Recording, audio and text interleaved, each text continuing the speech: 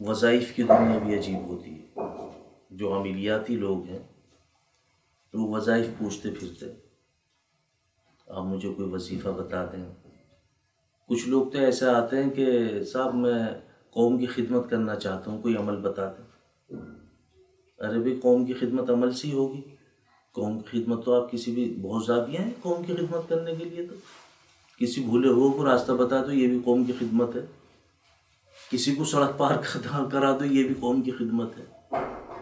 ورنہ تو جناتوں کے تو ہجوم لگے ہوئے ہیں. آپ عامل حضرات کے پاس میں جائیں، وہاں پتہ لگے گا کہ کتنے جنات ہیں. کوئی آدمی جنات سے خالی نہیں. کسی پہ آسیب، کسی پہ جھپیٹ، کسی پہ جادو. الامان والحفیظ، اللہ حفاظت فرما. بڑی مشکل گھڑی ہے. ہر آدمی شعبدے بازی سے لگا ہوا ہے. بہت اچھی بات کہی کسی نے کہ اگر یہ خواتین حضرات نہ ہوں عامل حضرات کے پاس میں تو بہت سارے عامل حضرات جو ہے نا بیلداری کرتے پھریں گے اور کچھ نہیں. کبھی یہ نہیں سوچتے ہم کہ ساری بات ہم بتاتے ہیں اس عامل کو پہنچ کے، ہمارے گھر میں صاحب ایسا ہو رہا ہے، ایسا ہو رہا ہے. وہی بات پھر وہ ریپیٹ کرتے ہیں اور اسی پہ پھر وہ پتہ ہی چلا کہ صاحب ٹھیک ہے، یہ تعویذ جیب میں رکھ لینا، یہ پیڑ پہ باندھ دینا، یہ ندی میں ڈال دینا، یہ سرہانے رکھ کے سو جانا. اگر ٹھیک ہے ہم مانتے ہیں کہ بہت کچھ ہے اس میں، لیکن اتنا بھی نہیں ہے. اگر اتنا کچھ ہوتا تو یہ تعویذ خود ہی لکھ کے جیب میں رکھ لیتا. آپ کے سامنے کیوں ہاتھ اس کا ایسا ہوتا؟ کوئی آدمی کاروبار کے لیے گیا کہ جی میرا کاروبار نہیں ہے، میں بہت پریشان ہوں کاروبار سے. ہاں ٹھیک ہے جی، آپ پہ تو جادو ہے، مجھے مولانا اتار کرو. بتا دیا انہوں نے بھائی 11,000 روپے ایک کالا بکرا ہے. اب پتہ لگا اس کا اتار ہوا ہے، تمہارا تو اتار ہو گیا. تمہارا تو اتار ہو گیا. تمہارا کاروبار چلا نہیں چلا، اس کا تو چل گیا. سوچنا چاہیے. ایسی باتیں جو ہیں انسان کو کفر تک لے جاتی ہے. میرے مصطفیٰ صلی اللہ علیہ وسلم نے فرمایا کہ ایک وقت آئے گا کہ لوگ جب کمائیں گے تو وہ یہ نہیں دیکھیں گے یہ حلال ہے یا حرام، اور وہ وقت اس وقت پہ ہے. آج ایسا ہی ہے. جو پریشان ہے اس کو اور پریشان کیا جا رہا ہے. حضرت تھانوی رحمۃ اللہ علیہ کے پاس میں ایک صاحب آئے، انہوں نے وظیفہ پوچھا تو آپ نے کہا کہ بھائی ٹھیک ہے. تو آپ نے بتایا درود پاک اور استغفار کا ورد رکھو.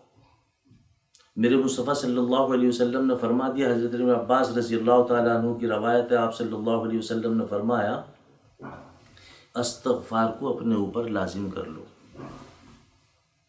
بس انشاءاللہ ہر پریشانی سے نجات، ہر تنگی سے نجات، کاروبار میں کشادگی، رزق میں کشادگی، گھر میں خیر و برکت اور عافیت کے ساتھ طیب اور خوشبودار پاک روزی کا وعدہ. طیب اور خوشبودار پاک روزی ملے گی. شرط یہ ہے کہ آپ استغفار کو اپنے اوپر لازم کر لو. اس لیے کہ اگر آپ پریشان ہیں اور آپ کسی کے پاس پہنچے اور انہوں نے کہا کہ آپ 500 مرتبہ یا رحیم پڑھ لیا کرو، آپ نے 500 مرتبہ یا رحیم پڑھنا شروع کر دیا. تقدیری فیصلے کچھ اور ہیں، ابھی تقدیری فیصلے ابھی کچھ اور ہیں، لیکن آپ ایک عامل کے پاس گئے یا ایک عالم کے پاس گئے اور انہوں نے بتایا کہ آپ 500 مرتبہ یا رحیم پڑھ لیا کرو. آپ نے یا رحیم پڑھنا شروع کر دیا. تقدیری فیصلے کچھ اور ہیں، آپ دوسرے کے پاس چلے گئے. انہوں نے کہا بھائی یا رحیم آپ ایسا کرو، یا کریم پڑھ لیا کرو 500 مرتبہ. آپ نے یا کریم پڑھنا شروع کر دیا. فیصلے تقدیر کے کچھ اور تھے. اب اس وقت پہ پتہ ہی چلا اللہ نے آپ کا ہاتھ پکڑ لیا، کاروبار شروع ہو گیا. اب آپ جو تھے کاروبار میں مگن ہو گئے، خوشحال ہو گئے. اب کوئی صاحب آپ کے پاس میں آئے اور کہا یار میں تو بڑا پریشان چل رہا، بھائی کسی سے کچھ پوچھو. نہیں، میں گیا تھا ایک عالم صاحب کے پاس، انہوں نے بتایا کہ بھائی 500 مرتبہ یا رحیم پڑھا کرو. اور نہیں میں نے بہت مدت پڑھا یا رحیم، بہت پڑھا ہے، کچھ حاصل نہیں ہوا. لیکن مجھے ایک صاحب نے یا کریم بتایا 500 مرتبہ. جب سے وہ پڑھنا شروع کیا، اللہ کا شکر ہے جی، کاروبار میں اللہ نے ایسی ترقی دی صاحب. آج اللہ کا شکر ہے، بڑی فراوانی کے ساتھ وافر مقدار میں اللہ بلا مشقت عطا فرما رہے ہیں. تو پتہ یہ چلا کہ اس کا یا رحیم پہ سے عقیدہ ختم، جبکہ یا کریم بھی اسی کا نام ہے، یا رحیم بھی اسی کا نام. تو پتہ یہ چلا کہ بہت سارے وظائف، پریشانی میں کوئی وظیفہ کام نہیں کرتا، یہ بھی آپ سمجھ لیں. پریشانی میں کوئی وظیفہ کام نہیں کرتا. پریشانی میں تو صرف اور صرف اللہ کو یاد کریں اور ہر حال میں یاد کریں. استغفار اور درود پاک کا دامن نہ چھوڑیں، پریشانی چھو نہیں سکتی آپ کو، یہ سمجھ لیں آپ۔ جہاں نمازوں کی پابندی ہو، استغفار اور درود پاک کی پابندی ہو، وہاں پریشانی ہو، یہ ممکن ہو ہی نہیں سکتا۔ اس لیے میرے بھائیو زیادہ سے زیادہ درود پاک اور استغفار کا ورد رکھیں، اور درود پاک تو زیادہ سے زیادہ پڑھیں، کیونکہ میرے مصطفیٰ صلی اللہ علیہ وسلم نے فرمایا جب تم مجھ پہ ایک مرتبہ درود پاک پڑھتے ہو تو آپ کے 10 گناہ معاف ہوتے ہیں، 10 درجے بلند ہوتے ہیں، اور 10 نیکی تمہارے نامہ اعمال میں لکھی جاتی ہے۔ استغفار ایک مرتبہ پڑھو، ایک گناہ معاف، اور درود پاک اگر ایک مرتبہ پڑھو تو 10 درجے بلند، 10 گناہ معاف، اور 10 نیکی تمہارے نامہ اعمال میں لکھی جاتی ہیں۔ اور جب تم ایک مرتبہ پڑھتے ہو نا، یعنی صلی اللہ علیہ وسلم، اور یہ بھی آپ سمجھ لیں لفظ صلی اللہ علیہ وسلم ہے، صلی اللہ علیہ وسلم اور صلی اللہ علیہ وسلم اس کا کوئی وجود نہیں ہے، یہ بھی شیطانی دھوکہ ہے، اور بڑے بڑے ڈوب رہے ہیں اس میں۔ ہمیشہ بڑے بڑے جب ڈوبتے ہیں تو چھوٹے والے اپنا آپ ڈوب جاتے ہیں۔ صلی اللہ علیہ وسلم، صلی اللہ علیہ وسلم، میں دیکھ رہا ہوں بہت لوگ پڑھ رہے ہیں، اور یہ سب شیطانی دھوکہ، شیطانی وسوسہ۔ تو صلی اللہ علیہ وسلم کہہ دے، صلی اللہ علیہ وسلم کہہ دے، تیرا درود پاک پورا ہو گیا۔ یہ درود پاک کا وجود ہی ختم ہو گیا اس سے، یہ ہے ہی نہیں درود پاک، نہ یہ ہندی، نہ اردو، نہ عربی، یہ کچھ بھی نہیں ہے، صرف شیطانی دھوکہ۔ تو صلی اللہ علیہ وسلم کہہ دے، صلی اللہ علیہ وسلم کہہ دے، تیرا درود پاک پورا ہو گیا۔ اور بڑے بڑے میں ان پڑھ لوگوں کو دیکھ رہا ہوں جب وہ بیان کرتے ہیں تو وہ بھی صلی اللہ علیہ وسلم کہتے ہیں۔ ہاں، مسجدوں میں جیسے گشت ہوتے ہیں، جماعتیں آتے ہیں، وہ بھی صلی اللہ علیہ وسلم پڑھتے ہیں۔ اور میں دیکھ رہا ہوں بہت سارے لوگ قابل تقلید، وہ بھی صلی اللہ علیہ وسلم، صلی اللہ علیہ وسلم پڑھتے ہیں۔ اس کا کوئی وجود نہیں ہے میرے بھائی، صلی اللہ علیہ وسلم۔ ہاں، جب آپ صلی اللہ علیہ وسلم پڑھتے ہیں تو ایک فرشتہ لگا ہوا ہے، فوراً میرے مصطفیٰ صلی اللہ علیہ وسلم کی خدمت میں حاضر ہوتا ہے اور کہتا ہے اللہ کے نبی فلاں کا بیٹا فلاں اس نے آپ کی خدمت میں درود پاک پیش کیا، قبول فرما دیجیے۔ اب اگر آپ 100 مرتبہ درود پاک پڑھیں گے تو کتنی مرتبہ میرے مصطفیٰ صلی اللہ علیہ وسلم کے پاس نام جائے گا، اور آپ کے باپ کے ساتھ میں نام جائے گا۔ آپ یہ تو سوچیں ذرا، آپ برابر مشکلوں میں جکڑے ہوئے ہیں، پریشانیوں میں الجھے ہوئے ہیں، مسائل آپ کے سامنے ہیں، اس کے باوجود بھی آپ اس کا حل تلاش نہیں کر رہے۔ حل تلاش کرنے کے لیے دوسرے لوگوں کی مدد مانگ رہے ہیں آپ۔ صاحب میں بہت پریشان ہوں، دیکھیں ذرا، ٹھیک ہے جادو بھی ہے، جنات کا اثر بھی ہے، لیکن ایسا نہیں ہے کہ تمام پہ جنات کا اثر اور جادو کا اثر ہی ہو گیا۔ سب کی ایک حد ہوتی ہے، کہاں تک جادو ہوگا، کہاں تک اثر ہوگا۔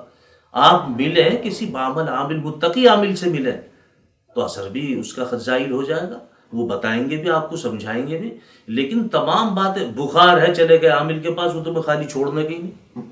کسی سے دعا سلام اگر آپ کی ہے کسی عامل سے، اور پتہ یہ چلا کہ جی مجھے تو بخار ہے، تو وہ فوراً اپنا نکالیں گے کاغذ، تمہارا نام، تمہاری ماں کا نام، اور وہ اس کے حساب سے نکالیں گے۔ ان کا گڑت بڑا مضبوط ہوتا، کہہ دیں وہ ہو جپیٹ میں آ گئے، نہ پتہ لگا بخار کا ملیریا بن گیا، پیلیا بن کے پیٹ میں اتر گیا۔ بہت لوگ مر گئے اس طرح سے۔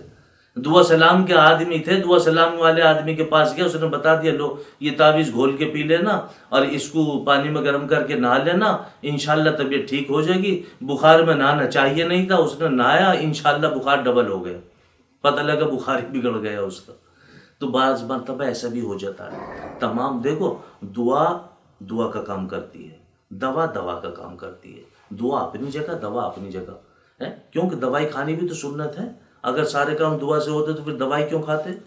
اس لیے بھی تو سوچنا چاہیے۔ اور پرہیز جو ہے وہ بھی ایک فرض ہے۔ ہاں، جب آپ کو دوائی کھا رہے ہیں اور پرہیز بتایا تو اس پہ بھی عمل کرنا چاہیے، لیکن تمام بات عامل کے پاس لے کے چلے جاؤ، یہ مناسب نہیں ہے، یہ ایمان کی کمزوری ہے۔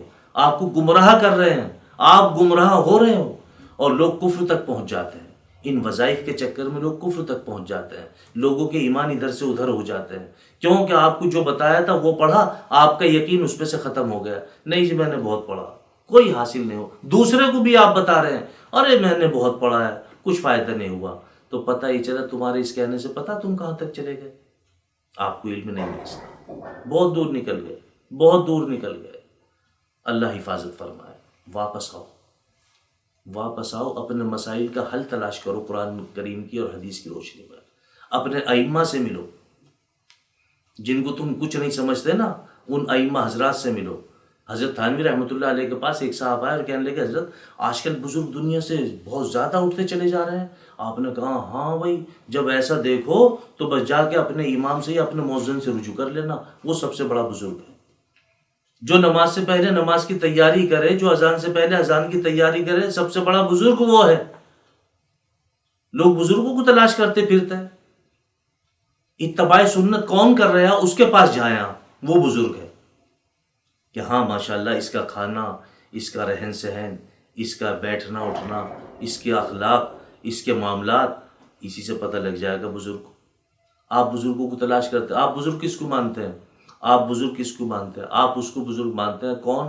ارے بھائی کہاں گئے تھے؟ ارے صاحب میں تو فلاں جگہ گیا تھا، ایک بزرگ ہے، او ہو وہاں گیا صاحب، اللہ کا شکر ہے ایسی دعا کری صاحب بیڑا پار ہو گئے۔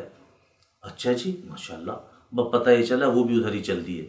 10-20 دن کے بعد میں وہ بھی اپنا 2 تھیلے ہاتھ میں پکڑ کے ان بزرگ کے پاس میں گئے، ان سے بھی دعا کی درخواست تھی، پتہ لگا انہوں نے دعا کی، بارگاہ خداوندی میں مقبول نہیں ہوئی۔ کچھ دن کے بعد میں پھر ملاقات ہوئی، کیا ہوا بھائی؟ نہیں ہم تو گئے تھے وہاں پہ لیکن کچھ ایسا نظر نہیں آیا۔ بزرگ کے ہاتھ میں ہے، بزرگ کے ہاتھ میں ہے، یہ سب اللہ کے اختیار میں ہے۔ کس کو عزت دینی ہے، کس کو ذلیل کرنا ہے، کس کو شہرت دینی ہے، کس کو شہرت دینی ہے، کس کو نیست و نابود کرنا ہے، کس کو بیماری دینی ہے، کس کو شفا دینی ہے، کون ہارے گا کون جیتے گا، سب اللہ نے اپنے اختیار میں رکھا ہے۔ آپ کسی کے پاس میں بھی جائیں، کسی کے پاس جانے سے جب فائدہ ہوتا ہے جب اس کی بتائی ہوئی بات پہ عمل کیا جائے، یہ سب سے بڑا وظیفہ ہے۔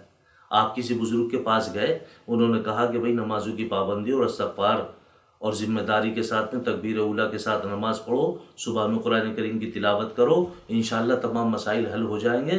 آپ اللہ کی رضا کے لیے یہ کام شروع کر دو، انشاءاللہ چند روز میں تمام مسائل حل ہو جائیں گے۔ اور ہمیشہ یاد رکھیں، آپ قرآن کریم پڑھیں، نماز پڑھیں، کسی کا بتایا ہوا وظیفہ پڑھیں، تجربے کے لیے نہیں پڑھنا چاہیے، یقین کے ساتھ پڑھنا چاہیے، اعتقاد کے ساتھ پڑھنا چاہیے، عزت اور عظمت کے ساتھ پڑھنا چاہیے، محبتوں کے ساتھ پڑھنا چاہیے، تب اس کے اثرات مرتب ہوتے ہیں۔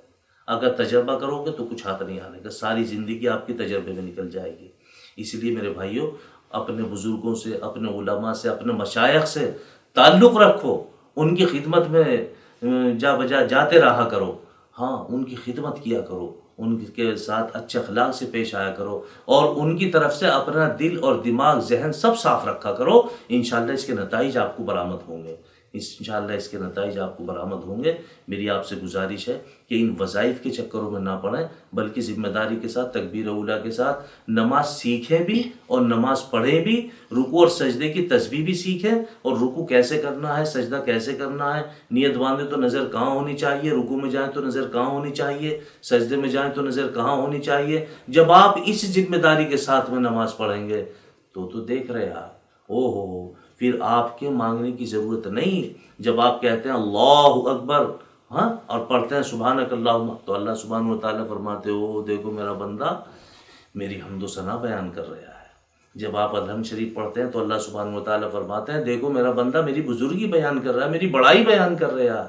آپ رکوع میں جاتے ہیں، سجدہ کرتے ہیں، جب سجدے میں جاتے ہیں تو اللہ فرماتے ہیں دیکھو میرا بندہ میرے سامنے ناک رگڑ رہا ہے، میرا بندہ میرے سامنے ناک رگڑ رہا ہے۔ اور جب آپ نماز پوری کر کے 2 ہاتھ بارگاہ خداوندی میں اٹھا کر کہتے ہیں اے اللہ میرے اندر گناہوں سے بچنے کی طاقت نہیں، اور تیرے علاوہ میرے گناہوں کو بخشنے کی کوئی طاقت نہیں رکھتا، آپ یقین جانو باران رحمت جوش میں آتا ہے، اور آپ کے تمام گناہوں کو ختم کر کے اللہ سبحانہ وتعالیٰ اپنی امان میں آپ کو لے لے۔